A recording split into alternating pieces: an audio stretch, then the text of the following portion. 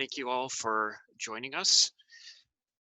My name is Kirk Lesser. I'm president of Renaissance IT Consulting, and joining us today is Eric Samuels, partner of Israel and Samuels LLP. Thank you, Eric, for spending your time with us this afternoon or morning.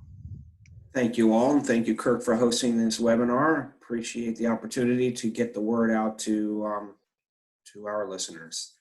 So the format of this is I'll be talking for about 10 to 15 minutes, and Eric will then talk for about 10 to 15 minutes, and then we'll use the remainder of the time to answer any questions. So if you do have a question, there is a Q&A button, and we will be looking at those questions and answering them. We're trying to get questions that may apply to everyone in the webinar. If you have a specific question about your business, feel free to post it, and if we get to it, we will, but we're going to look for general questions.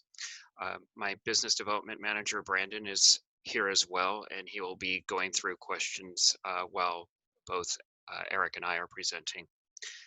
So with that housekeeping put aside, let us start. So again, thank you for joining us. My part of the presentation, I am going to look at virtual distancing and discuss what this term means and how you need to look at it inside your own business as well. So a little bit about myself. I've been doing IT for about 25 years, and I started Renaissance back in 2010. We started as kind of a regular IT company. Over time, though, we became more of a business technology partner. What that means is we've developed standards and processes that allow us to discuss things with clients and businesses as in terms of risk, productivity gains, and how you can use technology to better yourself against your competition. We've been a virtual company, a work from home company since 2010, so we've been ready for this, and we've talked to a number of our clients about work from home or remote use, as well as disasters that may happen on site. Didn't expect it to be a virus that would befell everyone, but been having this discussion for about 2 years. So it was a little bit faster than I thought, but it definitely presented itself, and we were able to get our clients moved over very quickly. So with that being said, I want to discuss what the term is virtual distancing. This means having as many layers of protection between your personal system and your office network, whether that means tools that are installed, firewalls that are in place, other services that are being used. That's the term that I am using today to describe the distancing and protection of your environments. So we'll be looking at some questions to ask your current IT providers to make sure that you are recognizing proper virtual distancing. So what is at stake for your business? Right now, cybercriminal activity has spiked to an all-time high because everyone is working from home. People are scrambling to get their machines accessible to a network, and some companies are cutting corners to get these accesses quickly as opposed to securely. And I get this question quite a bit of, well, why are cyber criminals doing this? Well, the big answer is money. It's estimated that they are making pretty much $1.5 trillion of revenue a year, according to a study that was just done. Now, to put into terms of 1.5 trillion, that's more than the revenues of Apple, Facebook, Microsoft, Amazon, and Tesla combined last year. So it is a big business. One of the things to look out for, and one of the easiest ways for people to lose access to their networks, is through a cyber attack. So on this screen on the left is a real website for Johns Hopkins of total confirmed cases, updated numbers for the COVID virus. Now, the one on the right is an email that someone clicks on and it opens up an application or asks for your credentials to for you to view something very similar, but in the background it's installing either malware or it's using that information to steal your access credentials and either use them directly or sell them on the dark web. So with that being said, I want to make sure that people are aware of there is a lot of phishing attacks, a lot of uh, other types of malware attacks going on, and just be cognizant of those. So what do you need to ask, or what are some questions you need to consider for your environment and for your business? These are the questions that I would bring up to your provider. First is, how are you connecting to your corporate network? If you are only logging in once to gain access to a server, it may not be set up properly. That is usually one of the biggest keys to this. Again, many providers are just opening up holes in the firewall. And what I mean by this, as far as analogy goes, is if you're properly set up, you're like entering your house. And when you go to your house, you have to unlock the door. Once you're inside, you have to use a code to shut off the alarm. You may have some cameras in place or some motion sensors that you have to deactivate. Think of that as like a virtual private network or a VPN connection, or having to use different types of credentials. You may have heard two-factor, where you log in somewhere and then a code is sent to your phone or device that you have to put in to authenticate yourself. That's a proper way of getting into a network. An improper way would be just going right into a server without having to do much more than enter your credentials once. And that's, in a house analogy, someone just opening up a window.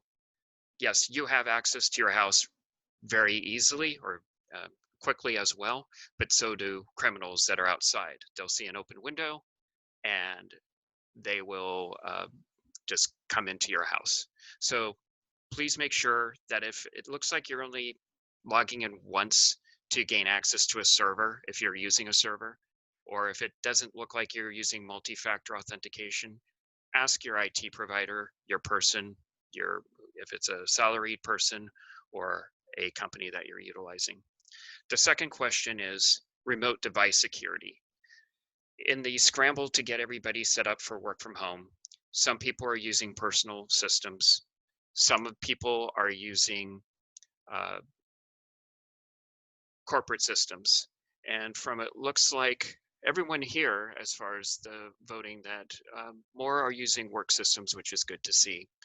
And that the majority have installed protection tools on those devices. So that's, again, making sure that you have antivirus, other tools installed to add that protection of virtual distancing.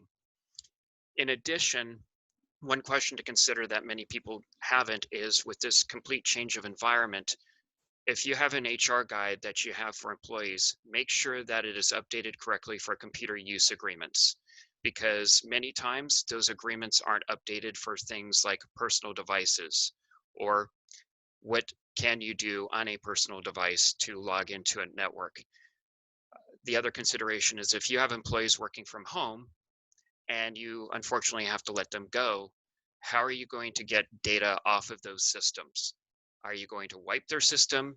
Do you have a method to remove sensitive data, personal information as far as the company goes easily? Because the last thing you want to come back to is litigation, because you wiped someone's personal system without their knowledge and wiped their personal data. So you may want to ask your HR provider as well on that question. And then the third thing that we always bring up is business continuity. And that is, what kind of backups do you have for your company? Do you have an on-site backup for your server? That's good. Does this backup go off-site in the event that something happens to your on-site devices? And I know that we're dealing with a COVID crisis right now, but just the other day there was a 6.5 earthquake in Idaho where they didn't expect it. What if the buildings that housed your business experience an earthquake and you can't physically get into it? How are you going to be able to function if the server and the on-site backups go out? And then beyond having on-site and off-site is ransomware protection.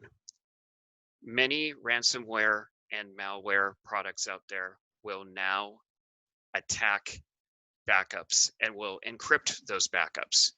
Many providers and vendors out there of backup solutions have ransomware protection that if they see files starting to get encrypted, it will basically turn off the backups and allow them to be preserved in the event of a continued attack.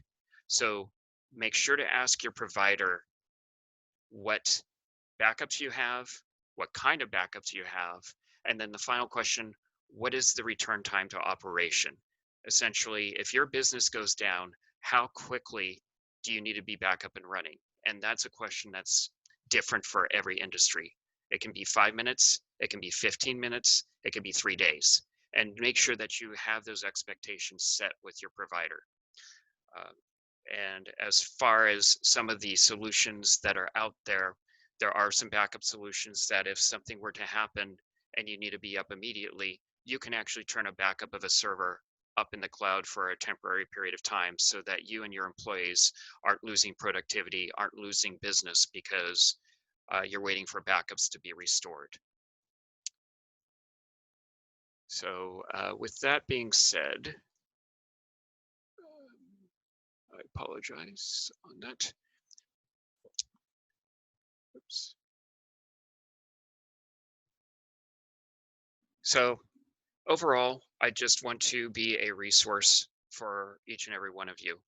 And we want to be helpful to any business in this time because it's hard enough alone just dealing with the crisis that we have going on without having technology be an issue or ransomware be an issue. So just to recap, if you need anything, we are offering many of these things for free right now.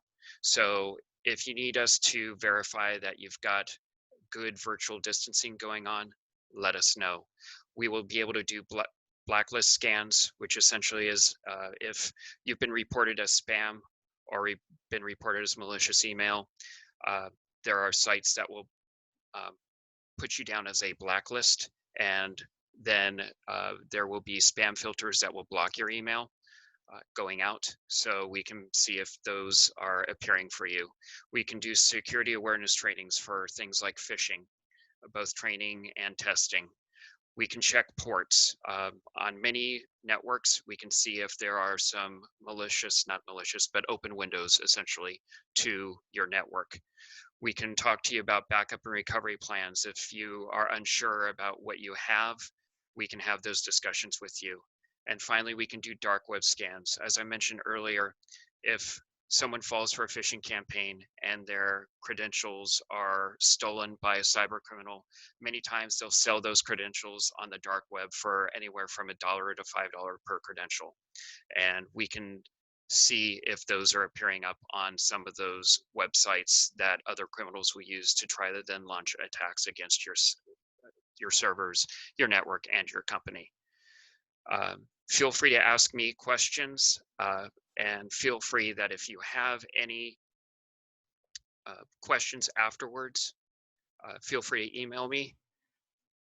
I appreciate your time, and I will then stop my share and allow Eric to start his part of the presentation. Thank you. Kirk, thank you so much for that valuable information. Very, very important as we transition to, if we're lucky enough to conduct business from home, to make sure that we are protected and our records are protected, our private information is secure. And I know I've been taking notes while Kirk was speaking. I have to talk to my IT guy as well. So, but thank you, Kirk. It's very important that we understand how to protect our clients' proprietary information as well as our own. And what I'm going to do now is to talk about what's been going on with businesses and how we've been adjusting during these unprecedented times here. So I'm not as tech savvy as Kirk, obviously, but I'm going to try this. And I appreciate those colleagues and clients of mine that are on this webinar. I thank you for that. And I also, nice to meet those individuals and business owners and entrepreneurs that I have not met before and are here to hear some valuable information. My name is Eric Samuels. I am the managing partner of Israel and Samuels LLP, a small law firm in Walnut Creek. My partner is Randall Davis. Some of you may know who Randy is. Generally speaking, our clients are tech companies, real estate investment groups, manufacturers, professional corporations, businesses with 50 to 100 employees, landlords, borrowers, contractors, etc., and many one-person small business owners, what we call mom and pop. So we run the gamut of our clients. So we have a lot of experience on handling business-related matters that arise for small to mid-sized business owners. And we serve as trusted advisors, answering questions that relate to contracts, third-party relationships, relationships with employees, and so forth. And so it gives us a wide range of opportunities to assist our business clients. But in today's environment, we've never experienced something like this. I am working remotely. My firm is working remotely from home. My partner is in his home working remotely, and we are connected through our files and can be a resource and are available for our clients as the need arises. So we are fortunate that we can do that, but we understand that, needless to say, this COVID-19 pandemic has affected so many people and so many businesses out there. And my first bit of advice is to continue to be updated on the new orders, the new laws, the new rules and regulations that seem to be occurring almost daily. So you have to be aware and be advised of changes that occur with respect to social distancing, essential businesses, stay-at-home orders, and so forth. And the best way to do that is to continue to read orders that come out, information that is provided by the legal resources, and then also checking with your legal counsel. That's the best way to protect yourself and your business. What I want to talk about today for the next few minutes is how you can continue operating your business during the pandemic. And it's broken down into two primary categories. Are you classified as an essential business as defined by the California Health and Safety Code as of March 31st? And if you are an essential business, how can you continue operating your business by keeping your employees and your customers safe?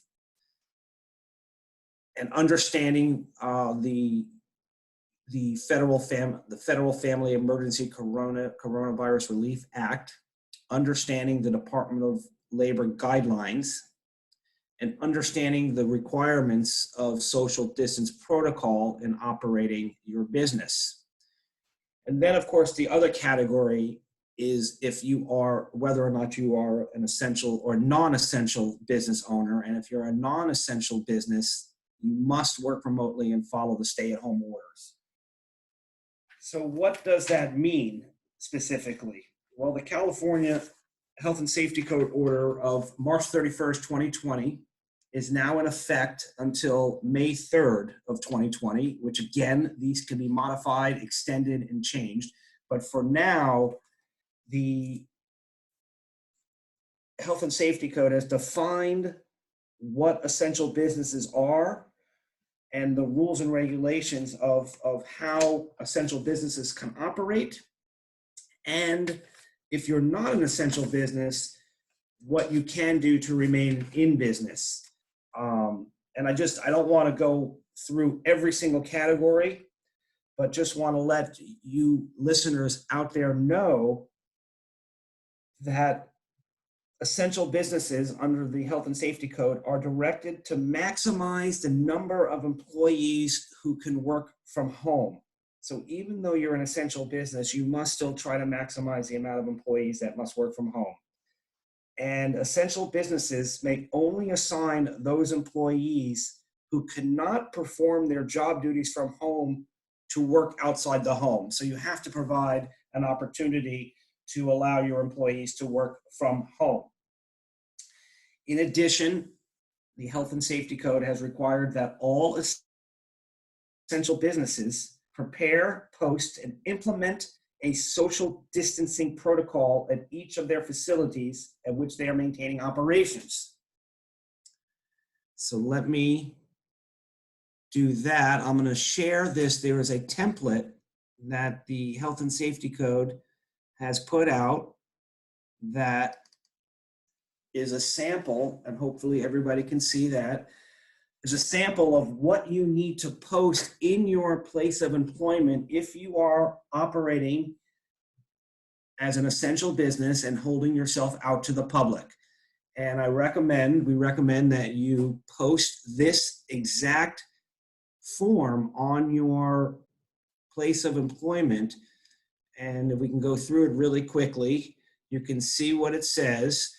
Businesses must implement all applicable measures listed below and be prepared to explain why any measure that is not implemented is inapplicable to the business. And it's self-explanatory. You must post this signage. You must post information about social distancing protocol. You must go through the checklist of what you have options you've provided your employees.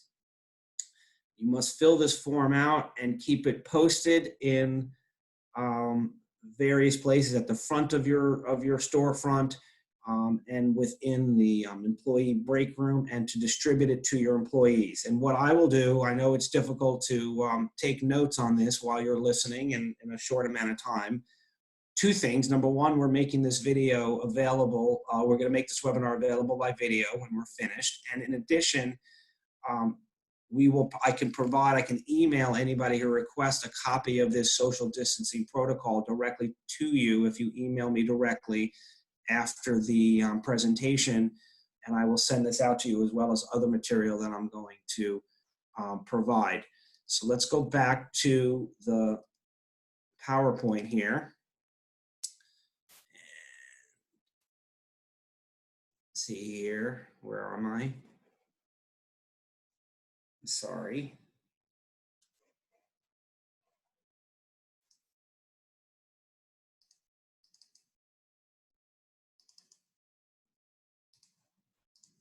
Let's go here. All right, here we go. Thank you for that.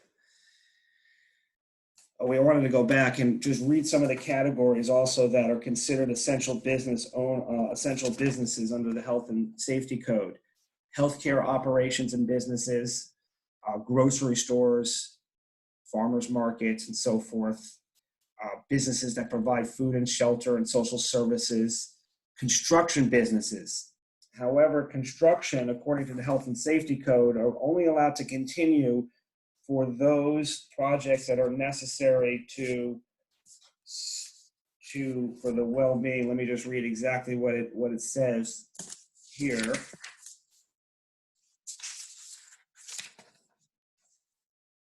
Projects immediately necessary to them for the maintenance, operation, or repair of essential infrastructure. So projects immediately necessary to provide critical non-commercial services. Construction necessary to ensure that existing construction sites that must be shut down under the order are left in a safe and secure manner. So basically, construction projects can continue to make sure it's safe and secure and to complete any necessary projects, but no new projects are to ensue unless falls within an exemption. In addition, essential businesses are considered service providers to enable residential transactions, including real estate agents, escrow agents, notaries, title companies. However, they are instructed that most of the viewing of homes and sale of property has to be done virtually, or virtual viewing is not feasible by appointment with no more than 2 visitors at a time sharing a residence. So you have to be, so with the sale and purchase of residential and commercial property are basically, you have to follow strict guidelines. Additional essential businesses are plumbers, electricians, and other service providers to provide services necessary to maintain the habitability and on the operation of residents and essential businesses. Mailing and shipping services are considered essential businesses. But again, any essential business must follow the protocol, the social distancing protocol that we previously discussed. And lastly, businesses that supply other essential businesses with support or supplies necessary to operate are considered an essential businesses. Professional services such as legal, notary, or accounting services, when necessary to assist in the compliance for other businesses, are considered essential, but again, must follow social distancing protocol. If you are a non-essential business, the only way to operate at this time under the health and safety code is by social distancing and virtual business conducting. Let me move to the next topic I wanted to speak about is the financial impact on small businesses. And there are some programs out there, and needless to say, many businesses are suffering as demonstrated by today's numbers. I think that I saw today that the unemployment insurance claims in California has reached almost 900,000 claims, and in the U.S., close to 7 million. These are unprecedented numbers. So needless to say, unemployment means business is ceasing, and that impacts our small to mid-sized business clientele. So we have resources. The Coronavirus Aid, Relief, and Economic Security Act, known as the CARES Act, is available. There is SBA loan program that is available for small business owners. And then, of course, we are here to answer questions regarding a reduction of workforce, whether a termination, having to lay people off, or a work furlough. And I wanted to provide some resources for small businesses. There's some websites that will provide guidance for small businesses, both with understanding the requirements under the Department of Labor, how to operate a business, whether it be essential or non-essential, the requirements for social distancing, and then also the financial resources available for small businesses that could be useful for you out there. And again, I will provide a Word document with these websites upon request so that you have that available for you. And for example, this is the website for the Coronavirus Small Business Guidance and Loan Resources. It's a valuable website. I don't know if anybody's been on this yet, but I recommend that you look through this if you do need some financial information or assistance. It doesn't, you don't get penalized for applying for assistance, and it may be valuable to you. And again, I will provide the websites in a Word document upon request. I think I've gone over my allotted time.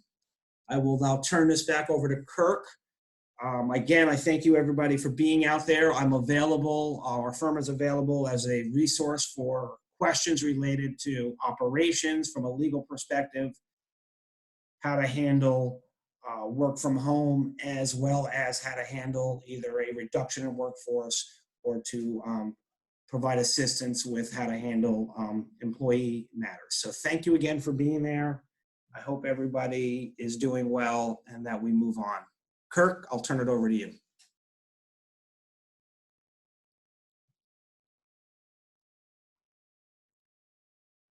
I'm here. There we go. So I appreciate everyone's time on coming to this webinar. I hang on here. Let me just make sure that I've got this up. I do not. I'm going to post, we are going to be doing this weekly. And the next webinar is with an HR professional by the name of Jill Wilk. She is an executive VP of HR for a large group, and she will be providing insight into HR practices, HR questions that you might have, and hang on here. So I hope that you can attend those.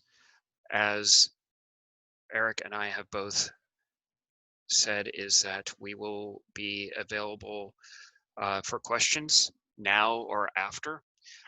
I don't see any in the Q&A, so hopefully it's just people absorbing information. If you do have a question, feel free to type it in, or feel free to raise your hand if you want, and we can also address you that way. We'll leave this open for a few minutes. And then, Eric, I did have a question for you because I've been getting some different information, and it can be confusing at times, but could you define what a furlough is versus a layoff? Yeah, Kirk, thank you. A layoff is basically a termination of an employee where you are where the employee is no longer employed by the employer. A furlough is a temporary ceasing of providing work for the employee, but the employee remains employed by the employer just without compensation for a period of time. So a furlough should be used when an employer believes that the work situation will improve quickly and intends to rehire the employee or provide work for the employee without changing the employee status. So if you know that work will improve or the work source will improve, then that's the option to furlough. If you're not sure that you'll be able to rehire the employee, that's where a layoff or termination. It's my understanding now, the laws are such that if you furlough an employee, that employee would be entitled to unemployment insurance benefit even under a furlough, which was not the case prior to the COVID-19. So it's really, they're synonymous, but if you know that you'll have more work and you want to maintain control over the employee, a furlough is better, because if you lay off or terminate, the employee could go with another company or not return. So that's, I hope that answers your question, Kirk. But under either scenario, the employee is entitled to unemployment benefits. Great, thank you. We do have a question from Cassandra. Kirk, how often do you find that companies are unaware of how low their network security is? And what are some of the most common ways for companies to be breached?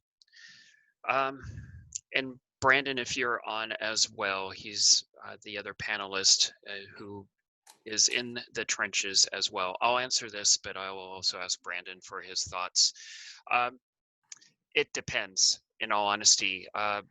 Companies, as far as being unaware, it can be a coin flip, and it also depends on what kind of security we're talking about, because there's ways to protect yourself, and then there's ways to go overboard and lock everything down to the point that it hurts productivity.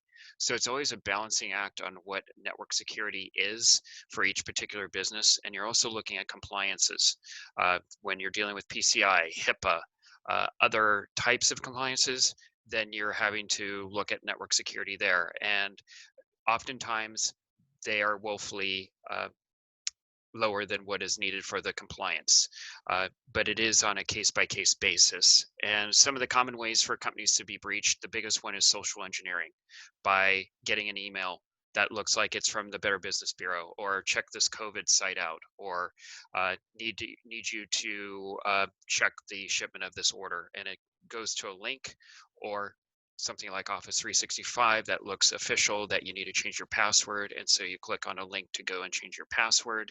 And suddenly you've just given controls over to a cyber criminal. And oftentimes that's all they need to gain access to the network and start creating havoc. Many times they won't create havoc immediately. They'll just wait and either gain information by seeing where people are going, by reading emails, and just absorbing intellectual property that way without being noticed. And then other times they'll lay in wait and hibernate and see how far they can get into the network before launching an attack. That's one way. Another way is what I spoke about earlier, especially in this work from home, that people are using poor ways to connect to their corporate network and opening up these huge holes that are easily viewed by cyber criminals and gain access in to those networks. Brandon, did you have anything in addition to that? Yeah, I agree with everything there. I think is the biggest part of it.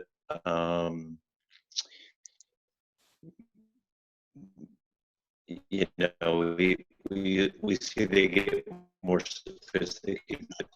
Oh, yeah, Brandon, you're a So, bit staticky right now. you know, I think a lot of business leaders are sort of inundated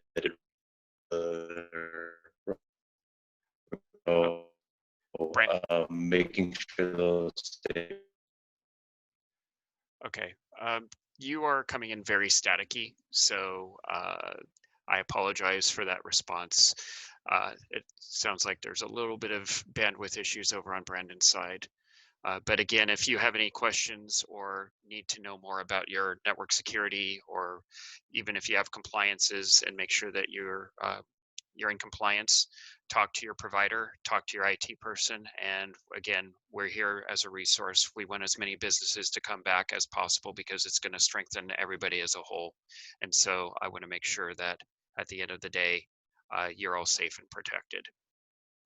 So hopefully that answered your question, Cassandra. If there's time for more questions for Eric or myself, I did have one more question for you, Eric. I know that you mentioned that people are supposed to have the option of work from home, even if they're in an essential service. What recourses do employees have if they feel like their job environment is in danger? Maybe someone there is in quarantine or someone is sick and they are still being required to come in, even if it's maybe a non-essential business and they're still being required by their employer to work. What kind of recourses do they have?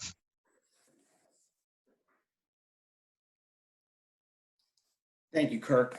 Well, no one wants anyone to come into work if they feel like they are either suffering from symptoms potentially of COVID-19 or need to care for a family member. And that's why we have now the Federal Family Emergency Relief Act, which allows for employees to take up to 14 days off to care for a family member who has coronavirus or the symptoms and or has symptoms themselves. So it's basically acted like another form of disability, and there is now rules allowing for payment of for sick pay that is not to be included in prior sick pay leave. So there is the recourse that you're asking for is for the employee. The employer must communicate with their employee staff that if anybody is either suffering or feels that they are sick or potentially showing symptoms or of coronavirus or need to care for a family member, and therefore precluded from working for an essential business outside the home, then that employee would be entitled to sick leave under the new order, under the FFCRA. Okay, great, thank you. Seeing if there's any other questions, and if there are none, I urge you that if you have a question after this webinar, feel free to reach out to Eric or myself. This webinar will also be recorded and can be sent and will be posted.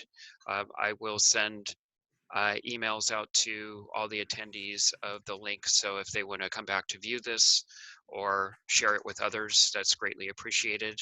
Again, Eric and I want to be resources for as many businesses as we can. And again, I will be hosting another webinar next Thursday at 9:30. Feel free to email me if you wish to be part of that webinar as well. Looks like there will be some very good discussions on HR, and encourage you to join and ask your questions again. So I want to thank Eric for joining in today and providing some much needed information in these weird times, and hope that the rest of you enjoy your Friday and have a good weekend, and above all, stay safe and stay well. Thank you very much. Thank you, Kirk. Thank you, everybody.